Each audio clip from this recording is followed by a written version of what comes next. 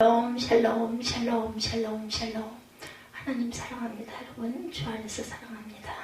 오늘 내용 우리가 함께 20절까지 내용입니다. 그리고 마지막 20절에 보니까 이는 다윗의 전리품이었더라 하였더라 이렇게 말씀하고 있어요.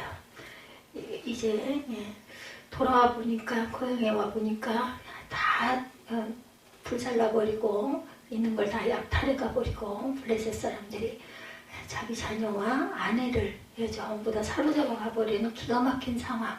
그 상황에 다윗이 하나님께 의지해서 기도하였고, 그래서 쫓아가가지고 쳐서 다시 그 빼앗겼던 것을 도로 다 찾아왔다, 이런 내용이 우리 앞에 말씀 속에서 우리에게 말씀하고 있습니다.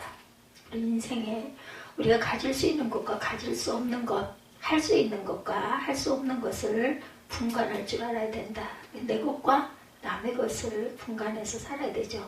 아주 기본적인 상식이죠. 인생의 지혜이기도 합니다. 그런데 그리고 한 걸음 더 나아가서 내 것이었는데 원수에게 빼앗긴 것, 그것이 무엇인지를 알고 찾아오려는 의지를 가져야 되겠죠. 바로 이 부분이 살아있는 신앙과 교양의 차이점입니다. 살아있는 신앙에는 이러한 공격적인 한 면이 있어야 사실 우리가 얼마만큼 기다렸는지 알 수가 없죠.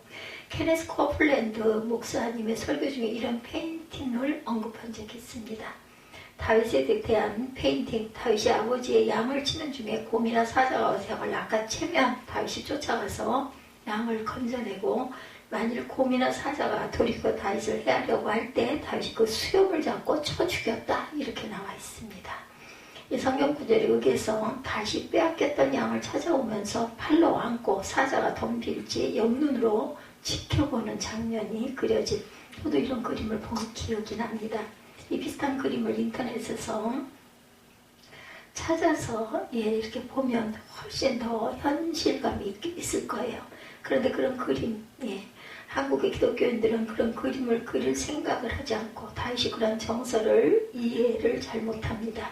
그러나 그것이 다윗의 면모였고 하나님이 중심을 보신다고 했을 때 하나님이 다윗에게 보셨던 것이 바로 그런 면모였을 것이라고 저는 생각을 합니다. 얼마나 적극적으로 최선을 다하는지. 어린 다윗이 골리앗과 싸울 엄두를 낼 수 있었던 이유, 다윗에게는 그러한 성격, 그러한 용기, 그러한 담대한 투지, 그런 면들이 가지고 태어났기 때문이기도 하죠. 다윗은 누구를 예표했어요? 예수 그리스도를 예표한 인물이기도 합니다. 예수 그리스도가 어떤 분일까 하는 것을 다윗을 통해 볼 수 있는데, 다윗에게는 장차 오실 예수님을 보여주는 면이 있습니다. 우리는 선한 목자 예수님을 생각할 때 어때요? 아주 정적인 목자의 모습, 그죠? 양떼를 이렇게 몰고 가는 푸른 초장, 지팡이를 이렇게 짚고 가시는 그런 모습, 긴 망토를 입으시고, 그런 그림 아마 여러분들 많이 보셨을 겁니다. 맹수를 쫓아가서 맹수가 낚아챈 양을 찾아오는 강한 목자, 그런 부분들은 생각이 나지 않아요. 예수님 생각할 때. 그러나 우리의 선한 목자 예수님은 어떤 분이실까요? 맹수가 빼앗아간 양을 찾아오는 분이죠. 구원하시는 분이십니다. 예수님의 능력과 예수님의 그런 선한 목자의 모습이 함께 있다라는 것.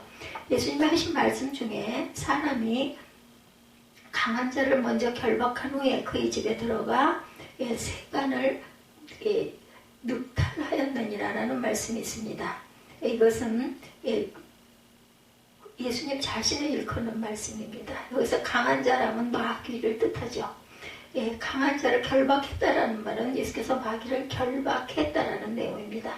강한 자의 집에 들어가라는 말이 이 세상을 일컫는 말이기도 합니다. 왜냐하면 마귀는 세상의 임금이기 때문에 그의 집에 들어가 세간을 늑탈하느니라. 세간이라 하면 마귀의 그 붙들려 있는 인간의 영혼을 일컫습니다. 예수님은 어떻게 우리의 구원자가 되실 수가 있었습니까? 마귀를 결박해서 그의 집에 들어가 붙들려 있던 영혼을 건져내심으로 우리의 구원자가 되실 수가 있었던 것. 예수님의 건지시기 전에 모든 인간의 영적인 상태는 강한 자에게 붙들려 있는 상태. 강한 자가 우리의 영혼을 훔쳐갔습니다. 아담과 하와의 범죄 이후에 인간의 영혼은 강한 자의 소유가 됐어요.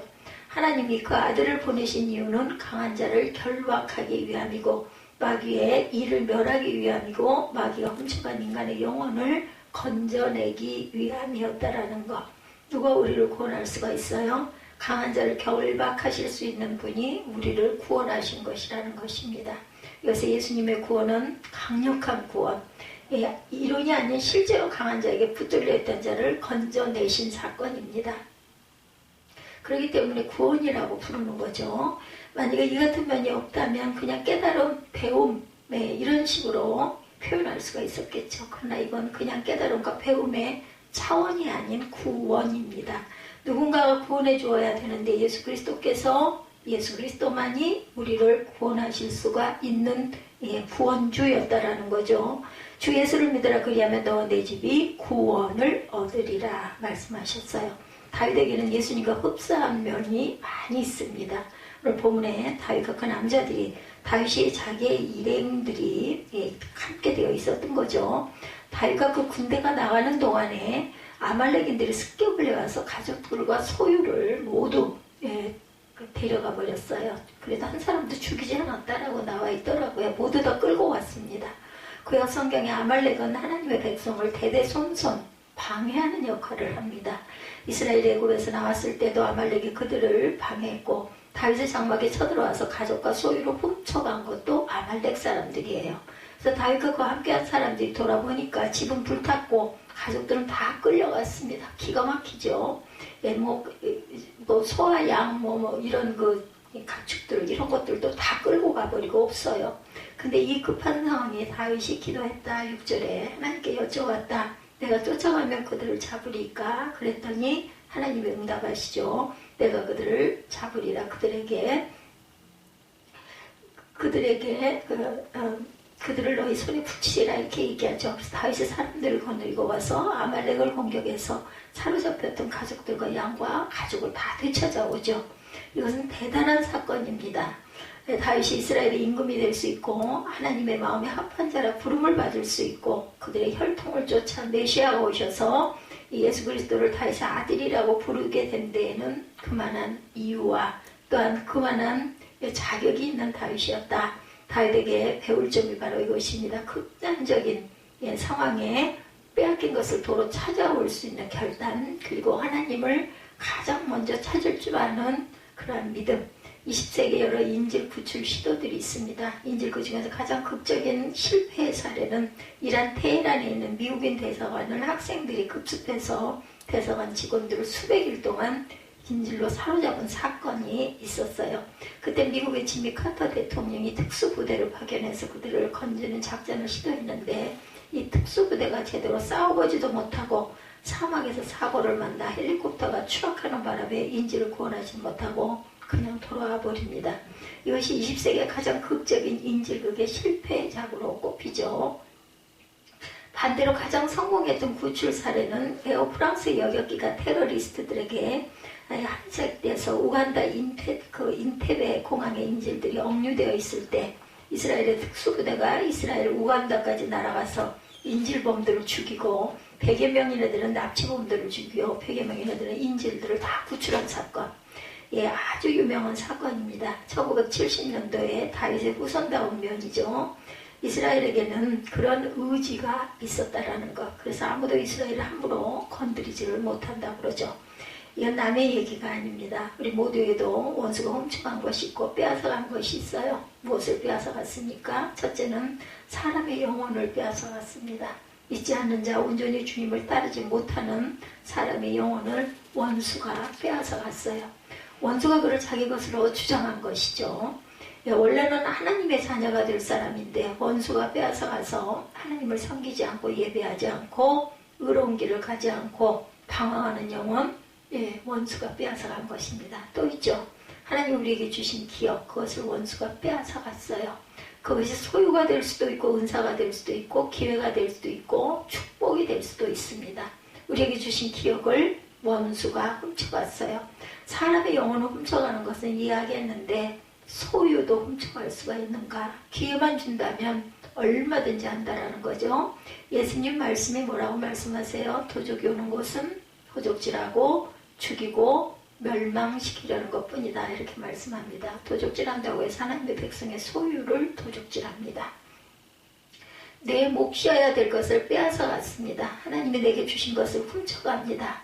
버려두는 것은 예절이 바른 것도 아니고 믿음도 아니고 누구보다도 우리 자신의 손해죠. 우리는 너무 쉽게 포기하려고 합니다. 그냥 가져가라고 해. 만약에 다윗이 그렇게 했다면 어떻게 됐을까요? 다윗은 두 아내를 데리고 갔는데 그냥 가져가라고 해. 나쁜 남편이 되는 것이겠죠. 그리고 자기 백성에 대한 책임이 있는 것이죠. 자기를 따르는 사람이 있는데 그들의 가족을 다 훔쳐가는데 내버려 둘 수가 없는 겁니다. 우리는 너무 쉽게 포기하려고 하죠. 우리 민족은 과거에 나라를 빼앗긴 적도 있고 백성이 볼모로 사로잡혀 끌려간 경우도 있습니다. 우리는 잃어버렸는데 이력이 난 민족이기도 합니다. 도로 찾아와야 되겠죠. 만약에 강한 자의 집을 들여다볼 수 있다면 도대체 강한 자가 무엇을 훔쳐갔는지 그 집을 들여다볼 수 있다면 놀랄 거예요. 원래 우리 것이었는데 원수가 훔쳐간 것이 얼마나 많은지 우리가 놀랍니다. 여러분도 한번 들여다보시기 바랍니다. 강한 자의 집에 무엇이 있는지. 내 것인데 가져간 것이 분명히 있을 것입니다. 그런 것은 무엇으로 찾아올 것이냐? 믿음과 기도로 실천으로 찾아와야 할 줄 믿습니다. 믿어야 되죠. 예수께서 강한 자를 결박하셨다는 사실을 믿어야 합니다. 그리고 둘째는 우리가 기도해야 합니다. 내가 빼앗긴 것을 도로 찾게 해달라고 구해야 합니다. 셋째는 실천합니다. 강한 자의 집에 들어가 빼앗겼던 것을 들고 나와야 합니다. 이런 비유적인 표현이지만 빼앗겼던 영혼을 되찾아와야 되겠다. 빼앗겼던 동전, 잃어버렸던 동전을 찾아야 합니다. 잃은 양을 찾아와야 돼요. 잃은 자식을 되찾아와야 합니다. 내버려둘 수가 없어요. 잃은 상태로 버려두어서는 안 됩니다. 잃은 동전의 비유, 잃은 양의 비유, 잃은 아들의 비유 다 잃어버렸어요. 하나님이 잃어버렸다고 볼 수 있지만 우리가 잃은 것들이죠. 우리 하나님은 동전 같은 거 필요가 없습니다. 우리에게 필요합니다. 하나님의 양이 필요 없지만 우리는 필요해요. 우리가 잃은 것이기 때문에.